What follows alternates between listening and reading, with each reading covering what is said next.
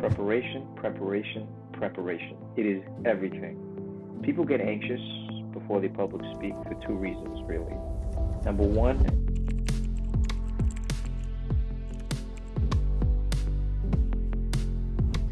Few people in my life have shaped my worldview, and this individual is one of them. On this podcast, we only bring you top-tier professionals who operate with integrity, skill, impact, and effectiveness. This guest has tried numerous cases, ranging from high-profile corruption cases to murder, with over 15 years of public service experience, a skill set in persuasion that knows very little competition, in my opinion, a presence and a force in the courtroom that I've personally seen firsthand. And in fact, the example and the reason my introductions on this particular show are so robust is because of this particular guest. Please welcome the Executive Assistant District Attorney of the Supreme Court Trial Division of the Queen's DA's Office and my former mentor, my dear friend, Mr. Pishoy Yacoub. How are you today, sir? Jonathan, what an honor and a pleasure. And oh my God, I hope I can live up to that introduction. But it's so good to see you, man. It's so good to be on this podcast with you, and thanks for inviting me. It's an honor. It is a pleasure to have you on, man. We've been aiming at this for a couple of years. I think I had to work my way up in order to bring you on. So it's good to be here with you, bro. It's my pleasure, man, and it's my honor. And let me just tell you how proud I am of you, of all the people that I've trained. Seeing how far you've come and what you've accomplished, to me is so tremendous, and I'm so proud of you. I want to take a second just to make this moment real, because what I appreciate about Pishoy is that he's very good at acknowledging other people. And this is one of the very rare times that I feel you actually get to be acknowledged. And I want to start by asking you a question, man. And I started asking it recently from a lot of high-profile guests, but I feel like for you it's very uniquely qualified because of the experience that you have and the realm and the industry that you're in now. What mission are you on? Oh man, I have to tell you, I have a very, very strong desire to help other people, and it's the most satisfying and fulfilling feeling for me. And whether it's in my service in my church, or it's in the workplace, or it's at home with my kids and my wife, there are times in my life where I just wanted to take care of me and think of me. It's never as fulfilling, and frankly, I've come to learn that you don't rise as high when you focus only on yourself. You get lifted higher when your attention is on other people and when you care about other people, because people don't care how much you know unless they know how much you care.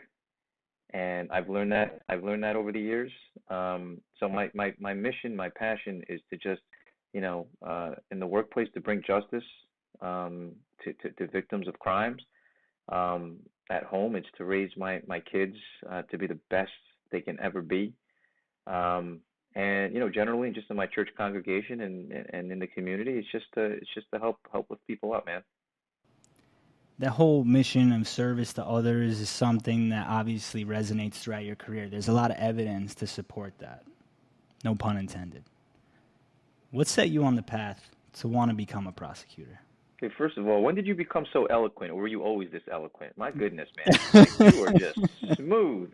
You are so smooth, man. Jonathan, I'm so proud of you. Can I just take a second to give you just one more shout out? Thank you. Let me just go back to when I was the chief of training in the Bronx District Attorney's Office, and I would say I trained how many ADAs? My goodness, hundreds over the course of 4.5 years, and I would like to say that in every class there's a standout, but even that's not true.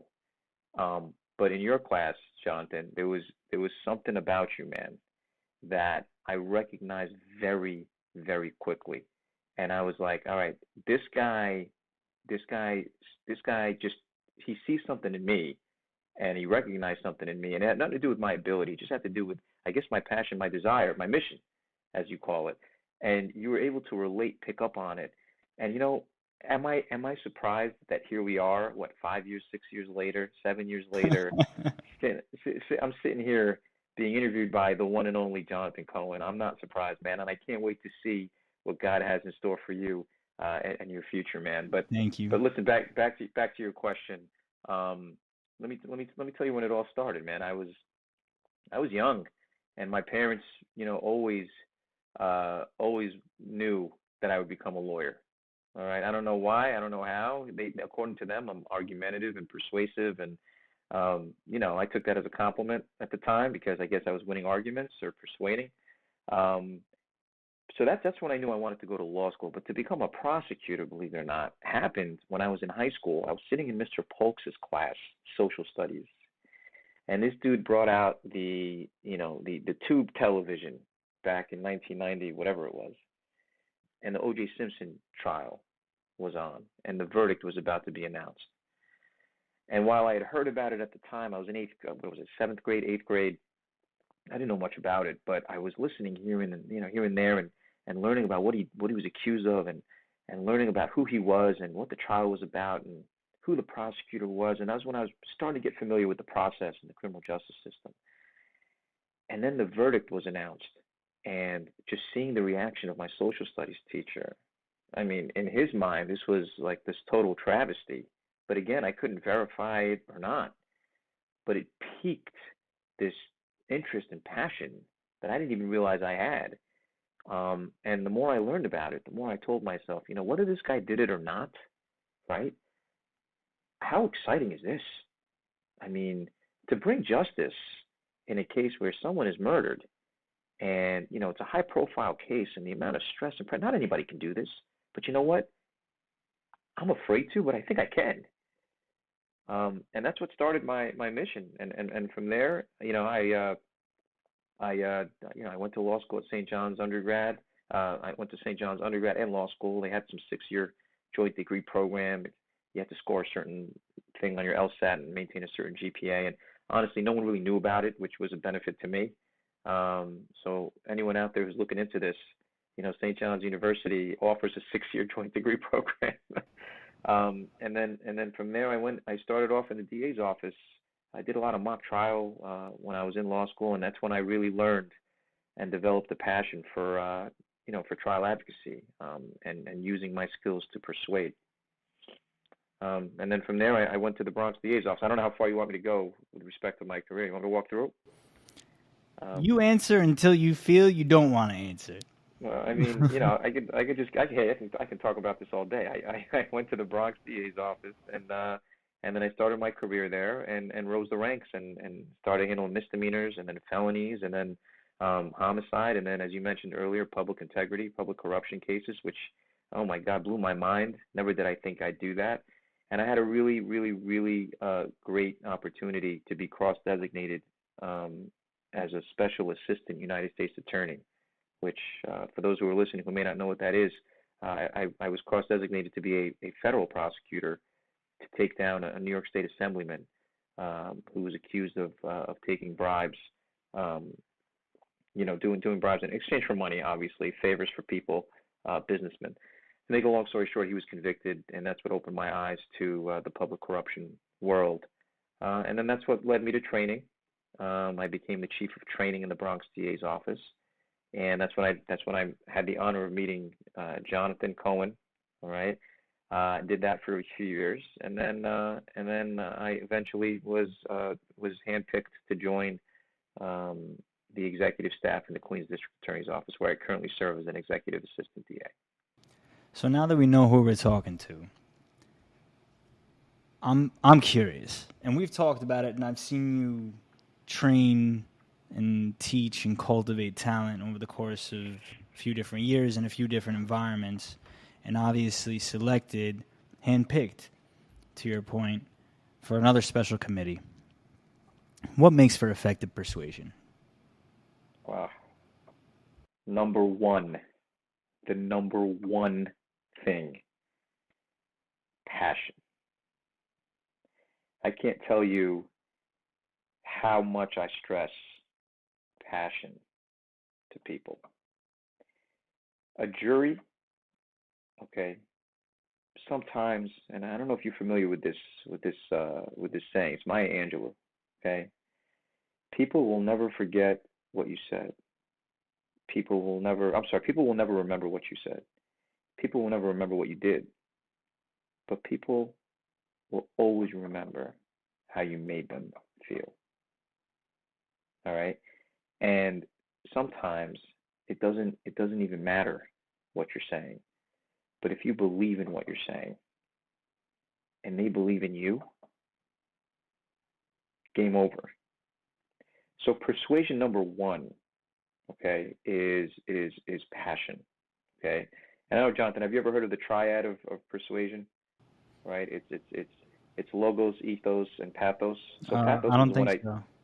so pathos is the one I just mentioned. It's passion. Okay.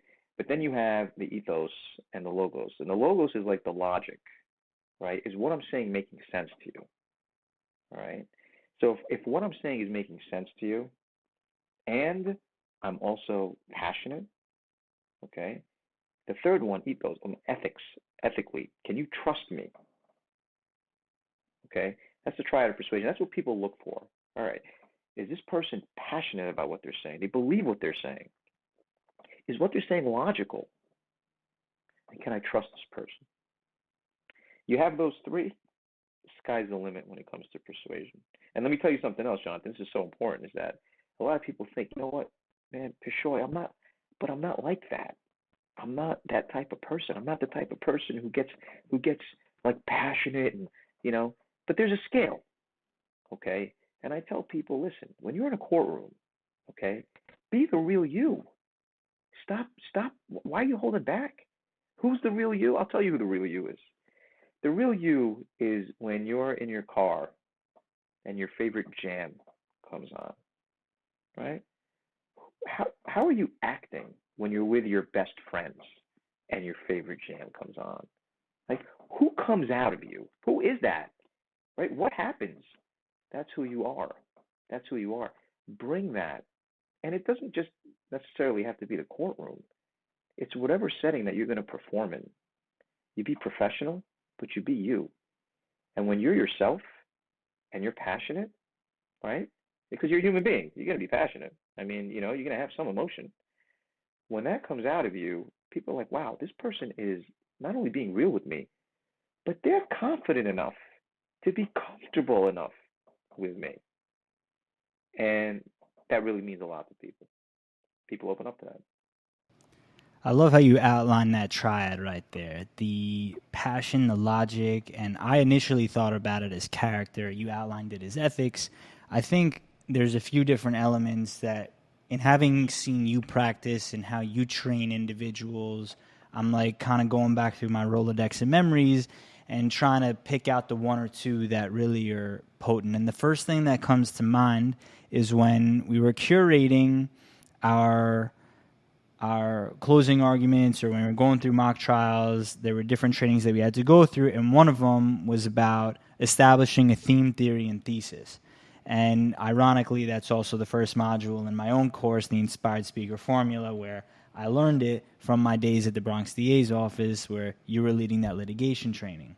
And when it comes to establishing the logic aspect, I'd love for you to just delve a bit deeper in what makes for an effective argument as you persuade. We talked about the passionate aspect, but how can you logically craft and critically think about establishing an effective argument, whether it's a negotiation, a mediation, a trial, whatever, pick your poison, pick your audience. That's a great question, man. And let me tell you, the number one thing is relatability and connection. All right. If you're talking to someone about something that they care about or something that they can relate to, you have them like putting in your hands, because now they're listening. Now they feel you. They don't just hear you, they feel you, right? And that's why anytime we talk about theme when it comes to trial, right? You always have to think about the who, what, when, where, why, and how, right? What does that mean? All right, who's the victim in this case, right? Who's the defendant in this case, right? That can play a role in whatever theme that you're coming up to because it's something that the jury might be able to relate to, right? Is it a blue collar worker, a bus driver, someone who people were like, wow, this guy's just doing his job before he was robbed, burglarized, etc., right? What happened, right?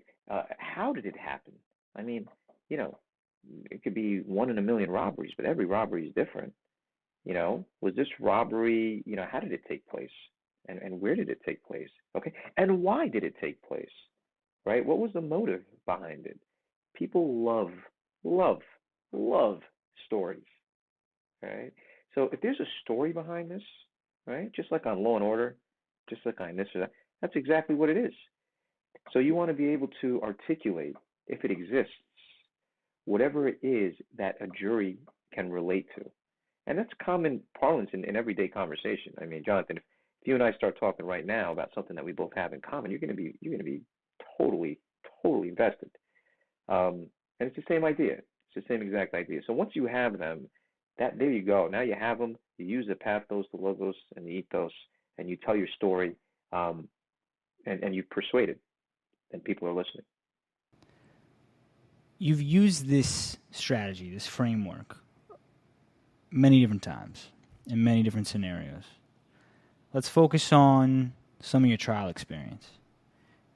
We were talking about, or in the introduction, your experience in high-profile corruption cases and murder, among many others. There's a couple different ways I'm going to go with this, but I'm going to start by asking you, when it comes to the mindset and calming your nerves before you get up and have to deal with a high-profile case, where's your head at? How are you managing those emotions? Let me start by saying this. Preparation, preparation, preparation. It is everything.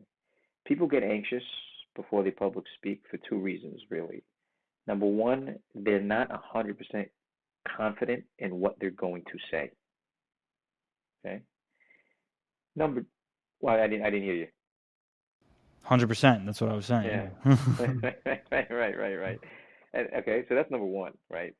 Number two, it's just the general getting up in front of people, right? I think stage fright is the number one fear. It's over death, drowning, burning. I mean, it's kind of crazy that over heights, public speaking is the number one fear. And let me tell you something else. In the context of my job, I found it easier, Jonathan, to get up in front of a jury on a high profile case at times than it is to get up in front of my peers at work, all right, to give a presentation because they know the subject matter of what I'm talking about. So there's a sense of judgment that concerns you, right? Which is why preparation is key in either setting. Because if you know what you're talking about and you've mastered the subject matter, which takes time, all right, well then you have nothing to worry about. Now you just got to overcome part two, which is those initial 10 seconds, 20 seconds of getting up. And I teach this and I practice this. You must have memorized verbatim, the first portion at least of what you plan to say. Why? Because we all know primacy and recency, right? It's that first impression. That's what sticks in people's minds. So when you get up and you have it memorized, and now you know which way you're moving, how you're speaking, the comfort just kind of builds, the confidence just, that's it. The nerves just totally die out. You're in total control. You have everyone's attention. The spotlight's on you. All eyes are on you. And if you're passionate about this type of work, from there, you just take off. That primacy recency aspect is so super important. I frame it a bit differently, where it's like, if you know how you're going to start and you know how you're going to finish, like at the end of the day, like you're good because you know like the first and last thing that you're going to say, so you could feel at bare minimum you're going to get up there and be like, this is how it starts, this is how it finishes. Okay, thank you for today. Like, so at least you didn't take any cars, you didn't have to kind of throw yourself under the bus. And in those moments where you're in front of the jury and you talked about those initial 10 seconds of maybe tension, anxiety, whatever the presenter is feeling in those moments, and knowing what you're going to say, that preparation, there's this other aspect of the gravitas, the gravity, under what the case is about. How are you handling that and managing the emotions around that? Where does the compartmentalization kick in? That's a very good question, and it's something that I think every prosecutor struggles with in handling high profile cases. Um, you know, Listen, a lot of it comes with practice and time. I mean, just get through the first one, and now you can tell yourself, I've been here before. I've done this already. It becomes much easier after the first time. But how do you compartmentalize? It's what am I doing today? All right, today I'm giving my opening statement, which, by the way, is the most important part of any trial. Most underrated fact. People think it's closing argument. It isn't. All right? Your opening statement is the most important. Let me tell you something now. Once you've mastered your opening statement, the rest of the trial is easy because if you know what you're going to say in your opening, that means your witnesses are prepped well. Okay? And by the time you reach your summation, you're ready, you're done. But when it comes to high profile cases, Jonathan, the number one thing you have to focus on is what am I doing right now? How am I going to master what I'm doing right now? The witness isn't cooperative for tomorrow. I'm going to worry about that when I'm done with what I have to do today. Because if I mess up today, it doesn't matter if he comes in or not tomorrow. All right? And that takes time and practice, man. And you know what? Even in my job now, I have to focus on what it is at hand right now. I can't focus on the distractions of things around me. Okay? And another important factor is the gravitas of the actual case itself, whether it's a high-profile corruption case or a murder case, and that can weigh on you for sure. I mean, Jonathan, I remember giving an opening statement when I had the Daily News, the New York Times. I had the elite, the executive staff, including the district attorney herself, who was just elected, sitting in the front row. A 9-defendant case with their union, the correction officers' union, was present, and I had to deliver an opening statement. And by the way, I deliver opening statements not on paper. Everything is memorized for me. I'm looking at the jurors. They're looking at me. We're connected. I spent countless hours preparing and memorizing that opening statement. But by the time I got up there and delivered it, I couldn't see anyone else. It was just me and the jurors. And I remember, I learned afterwards that there were objections, and I responded to those objections. I don't even remember. I was so in the zone. Preparation is so key. Compartmentalizing, as you put it, is so key, and just focusing on what the issue is at hand. Today is my opening statement and one witness, and that's what I'm going to get through. And you know what? Once I'm done with that, and I'm on fire, I might be exhausted, but now I'm like, okay, that's behind me. What's next? And you hit the next target. The way you've put this emphasis on preparation, memorization, I feel an obligation to investigate a bit further. Could you share some of the practices that you've implemented in your preparedness? Absolutely. Let's take an opening statement, for example. Okay. And just so you're aware, I also give a lot of talks in my church. So I practice kind of a lot, and so practice makes perfect.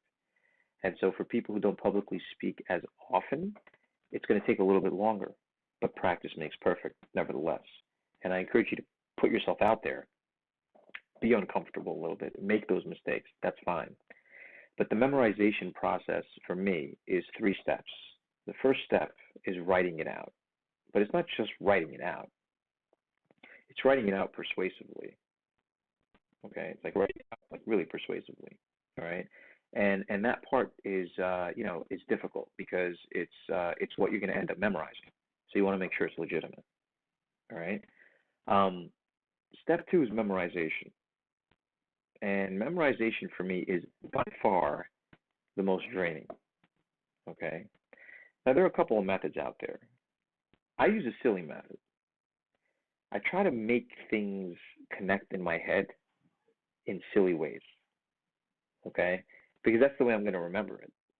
Right? So, as I'm trying to connect part 1 with part 2, or even sentence 1 with sentence 2, I try to use whatever comes to mind that will connect, even if it's like one of the words in the first line that's going to connect with the issue that I want to talk about. In the second line, hey, that's my cue, right? And that carries on throughout the entire thing. So it's important to break down into sections in your mind, but then sentences in your mind. So that even if you miss a sentence, you're not missing the section. You know where you're going next. Kind of like what you said about the beginning and the end. Okay? But I do that for section. Then I do that for sentence. So line by line, it's memorized. And even if I skip a line, all right, you're going to laugh at me, man, but I used to actually be in like some plays in my church. And the one thing that I remember, one rule that I remembered, okay, was that the audience doesn't know the script. So if you miss a line, no one knows. Just pick up from where you left off and don't think about it. Don't sweat it. It's kind of the same idea when you're giving an opening statement. No one's going to know or care if you miss the line. As long as you hit your elements, you're totally fine. And so having that mentality, I go through and memorize. And the third step, which comes easier for me because it's been a while, is where am I walking when I'm saying what I'm saying? Who am I looking at? When am I pausing? What's my voice inflection and moderation? When am I going to scream? And when am I going to whisper? No matter what I do, I'm going to have the jurors at the end of their seats. They're going to be at the edge of their seats and going to be looking at me. You're going to hear a pin drop. But I have their attention because I have total command of the facts. Let me tell you this, Jonathan. I spend more time in my opening statement than I do in any other part of the trial. Because by the time I sit down, I want them saying exactly what I want them saying.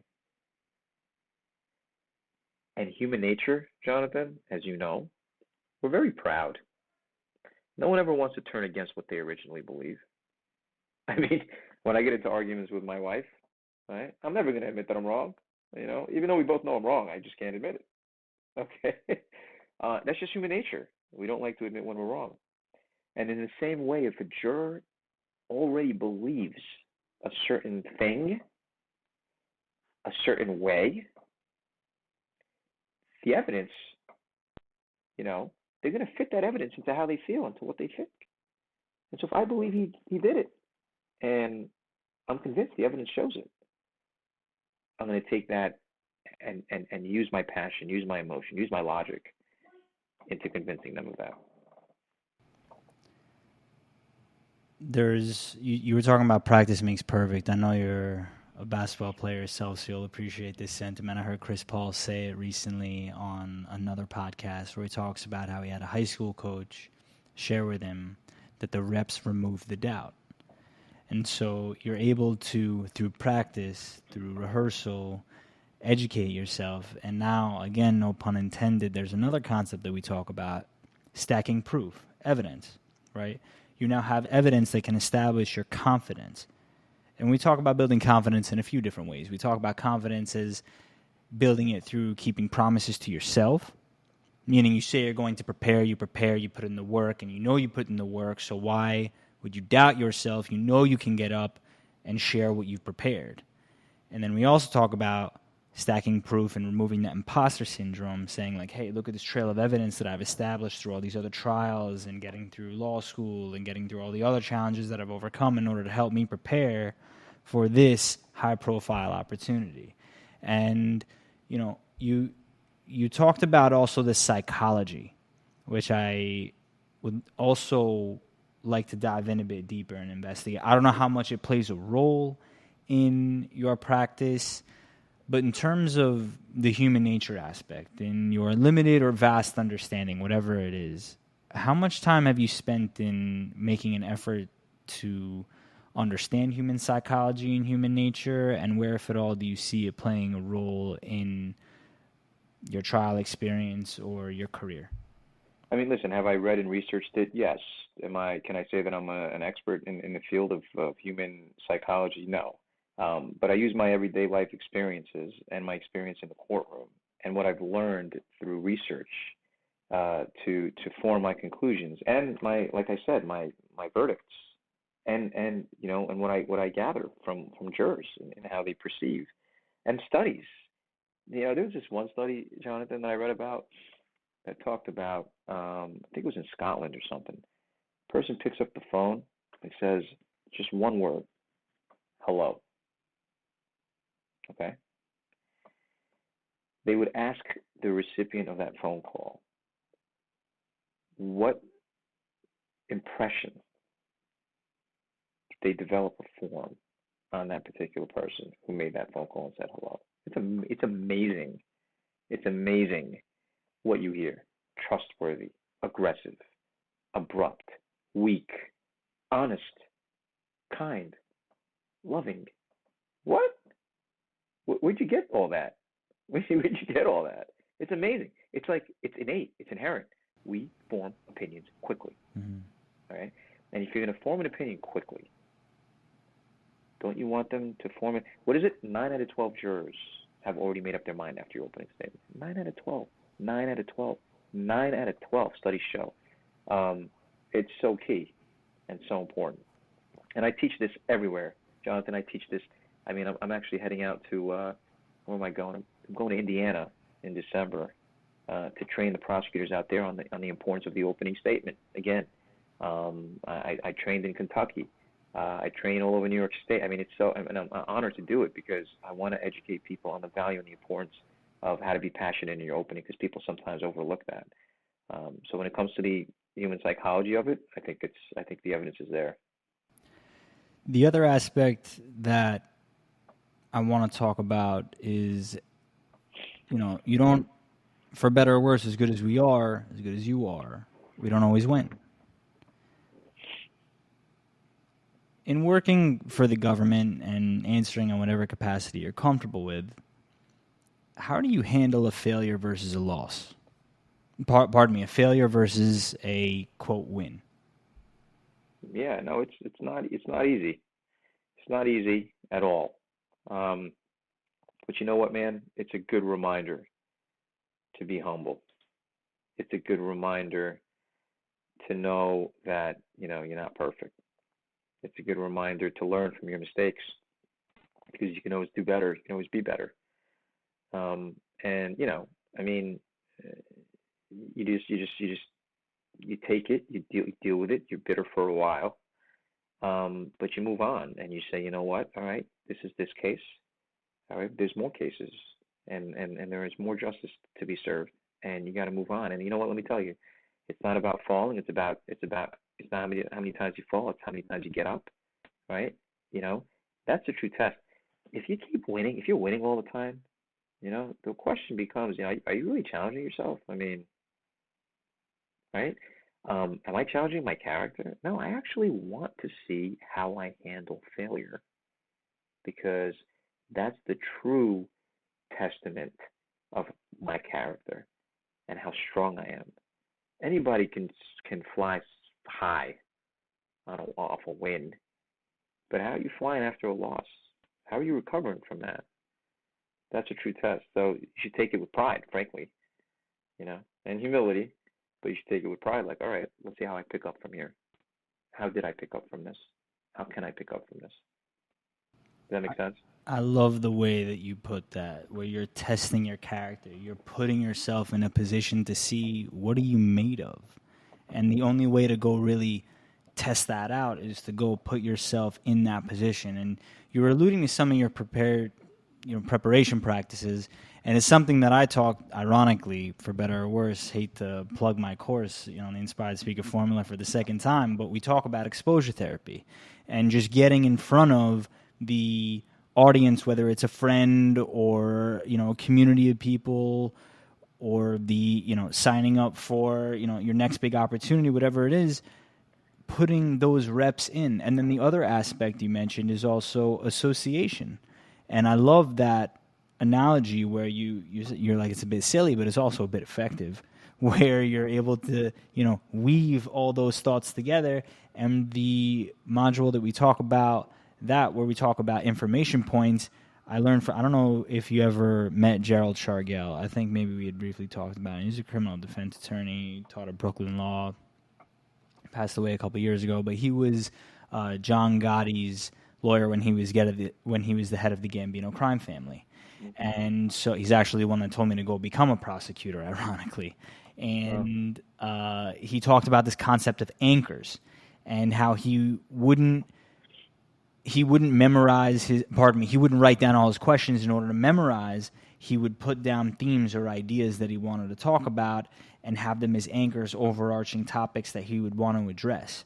And so you kind of talked about those sections, and I saw that association that I wanted to tap into. So a couple times throughout this pod, we've been talking about your training and how you educate different groups of people, be it students, be it prosecutors who are, fresh out of law school, or seasoned prosecutors in continuing legal education. Knowing your audience is obviously very important. How do you go about, I'll ask it very simply, how do you get to know your audience? How do you craft your message around your audience? Well, that's a really good question.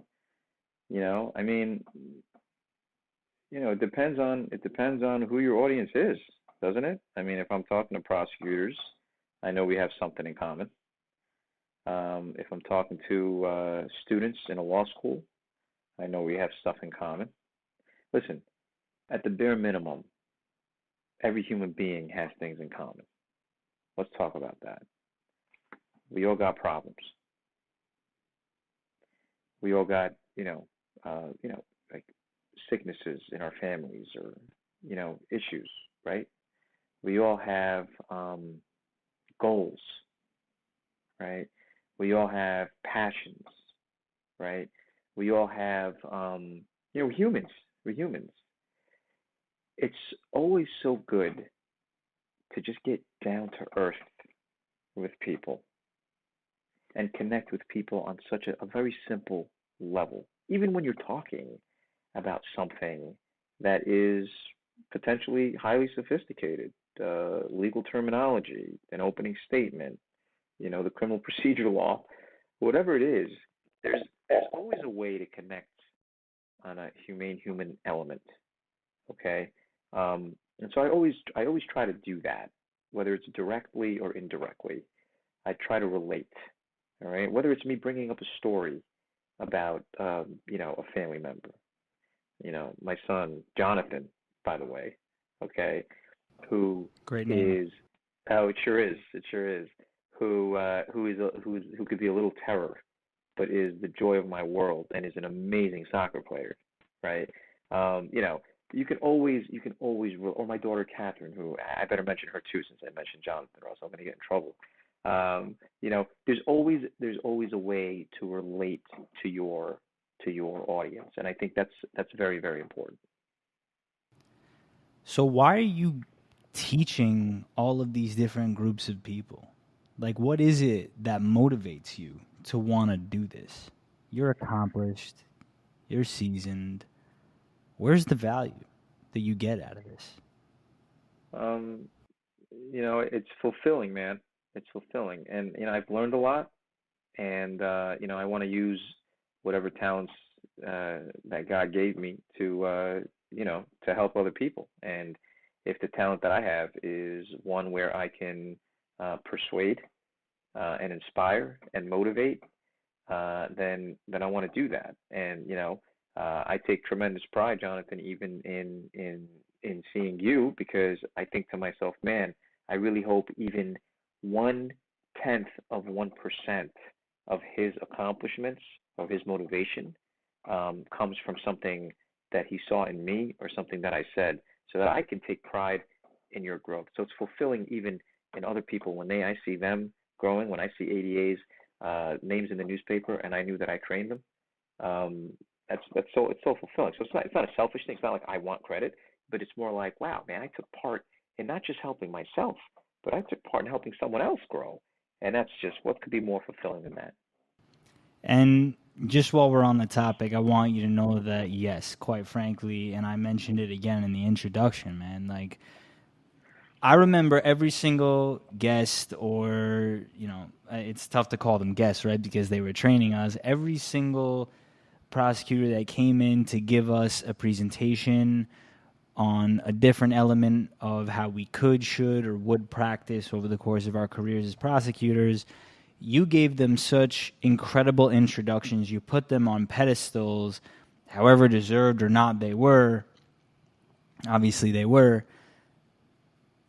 You showed me what it means to value someone's skill set and make someone feel special, and to give them that opportunity to shine a light on their abilities and give them the credibility that they deserve so the audience can grasp the substance of what the presenter has to offer. And that stayed with me because now when I introduce my guests, obviously there's an element of respect that I have for each person that comes on the show. But in over 60 episodes at this point, obviously I got a bunch in the bank. I find that I get the opportunity to take a bit of wisdom out of each person that I get to sit down and speak to. And so I think an underrated element that contributes to learning in general is that immersion, that complete and utter immersion into the substance and the experience that the person is seeking when they're going about trying to acquire that experience. And so when I look at the syllabus, or when I think about the syllabus that you curated as the chief trainer of the litigation division for new prosecutors, however we're going to call it, you went around and you would check up on each group. There was a lot of diligence associated with all of the training that you were doing. You were making sure that everyone was on their game, and you made an effort to speak to each individual and make them feel warm, opened up your office, had those conversations, had the one-on-ones, and there's a personable element to your skill set where you make the person feel like they're the only one in the room. That requires giving a lot of attention. So it's funny because now the way that the world operates is all about attention. Attention's the new oil. And we talked about persuasion, but without repeating the same question that I asked previously, how are you capturing and keeping attention? How am I capturing and keeping attention? Elaborate on that question. For an audience, when you get up there and you want to make sure that they're paying attention, I mentioned just now that you have a way of making someone feel like they're the only person in the room that they're speaking to. Who are you going to look at? When are you going to pause? When are you going to whisper? When are you going to scream? All those things, that cadence is extremely important. And now when I think about attention, I think about it in the forms of social media, short-form content, long-form content. Like we're going to chop up this episode. People will get 15-second snippets, but there'll be a lot of value packed in everything that you had to offer. So how, in this day and age, where you're training all these different types of prosecutors, how are you training them to capture and to keep people's attention? So there's a lot that goes into it. And one element that I think is really important is gauging your audience even while you're speaking. So in addition to what we were talking about with respect to the logos and the ethos and the pathos and all that, and the triad of persuasion and the voice inflection, everything we talked about, right? And the content and relating to people and talking about those fundamental basics that everybody can kind of relate to and agree upon, okay? It's gauging your audience too, all right? This comes with time and practice. But I've reached a point where I kind of know how people are feeling and what they're even thinking based on some of the things that I say. And so I can tailor, I can sway, I can move, I can adjust, I can amend. I can amend to captivate. If I feel like this point is overdone, I can move on quickly. If I feel like they're really enjoying this point, I can elaborate, spend more time on it, get them back. And when I have them back, perhaps they missed a very important thing that I said earlier. So it'll give me an opportunity to kind of swing back and bring those facts back into the picture before I move on to the third thing that I want to talk about. So there's an element of actually gauging your audience, reading your audience, knowing where they are at the moment. But let me ask you a question, Jonathan. Is there any way on the planet you're going to be able to do that if you're trying to focus on what to say next? No. Got to be present. That's why prepared. By doing that, it enables you to read the room, know where you are, keep that eye contact, which is so important. Again, another reason why memorization is so important. If I'm looking down at my notes, I'm not connecting with you. I don't know where you are. I don't know what you're thinking or what you're feeling. And you honestly don't know what I'm thinking and what I'm feeling because I'm buried in my notes. But if I'm looking at you, oh, that's it. Now that's it. We're connected. You'll be afraid to move your eyes off me because I'm staring into your eyes. So it's like, oh my goodness, this person is talking to me. So I'm not gonna turn away. And while looking, I'm feeling and hearing and sensing and believing. Does that make sense? Pishoy, I've learned so much from you over the years, and even now getting the chance to show you a bit of, how you played a role in my life and how I built my skill set, and to ask you these questions, like, it's a lot of full circle for me too. And there's a question, as we round this thing out, there's a question that I pose to all my guests, and now I'm going to pose it to you. If the future version of yourself from 10 years from now, assuming he's in that ideal spot, were to offer you some advice in order to get there, what do you think he would say to you? He would say, follow what I call the 4 H's. The 4 H's. It's hustle with humility, healthily, and honestly. If you hustle and work hard and prepare and memorize and just work hard, most people don't, unfortunately. People don't hustle, Jonathan. People don't work hard enough. People need to work harder. Okay? If you hustle and you do it with humility, misconception. A lot of people think, oh, humility is thinking less of yourself. No, it's thinking of yourself less and focusing more on other people. If you do it healthfully, taking care of your body, taking care of your mind, taking care of your spirit, and you do it honestly, because honesty, I think it was Thomas Jefferson who said, honesty is the first chapter in the book of wisdom. When you're honest, right, when you're honest, then people trust you. When people trust you, people talk to you. When people talk to you, you gain knowledge and intelligence. Hustle honestly, hustle humbly, and hustle healthfully. That's what I would tell myself. Ladies and gentlemen, Mr. Pishoy Yacoub, please let the audience know where they can keep up with your journey. My man, just talk to Jonathan, and Jonathan will tell you all about me. There's that hustling with humility, as we talked about it. Ladies and gentlemen, my dear friend, mentor, and the one and only Pishoy Yacoub. Thank you for today, man. Jonathan, thanks for having me, man. I really appreciate it. I am so proud of you, man. So proud of you.